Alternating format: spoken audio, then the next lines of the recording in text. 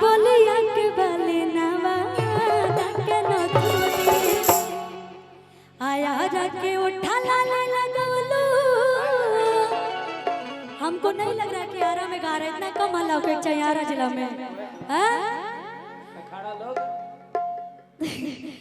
कि अरे आरा के उठा लाले लगवलू आ बोलिया के बाले नवा के नथुनी तो कहना जिला के जिलेबी हो ए बबुनी, कहना जिला के जिलेबी हो ए बबुनी आरा के उठा लाले लगवलू बोलिया के बाले नवा के नथुनी आरा के उठा लाले लगवलू बोलिया के बाले नवा के नथुनी तो कहना जिला के जिलेबी हो ए बबुनी, कहना जिला के जिलेबी हो ए बबुनी।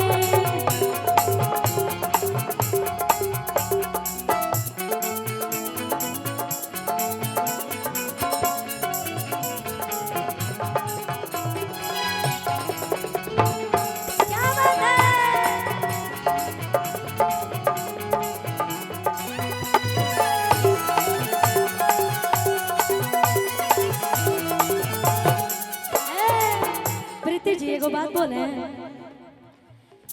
अरे जींस छोड़ के पहना सलवार न तो लोगा वाला चार हो जाए। अरे जींस छोड़ के पहना सलवार न तो लोगा वाला चार हो जाए।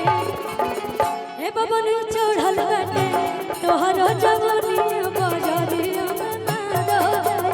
ए बबनी चढ़ल बाटे तोहरो जवानी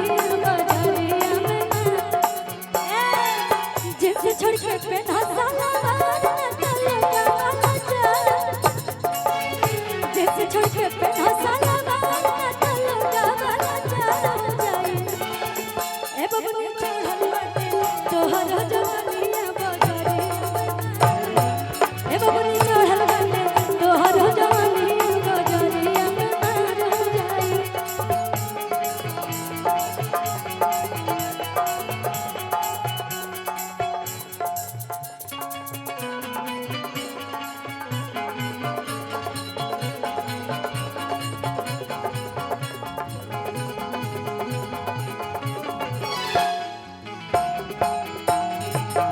चलो इश्क करे चलो इश्क करे चलो इश्क करे सनम।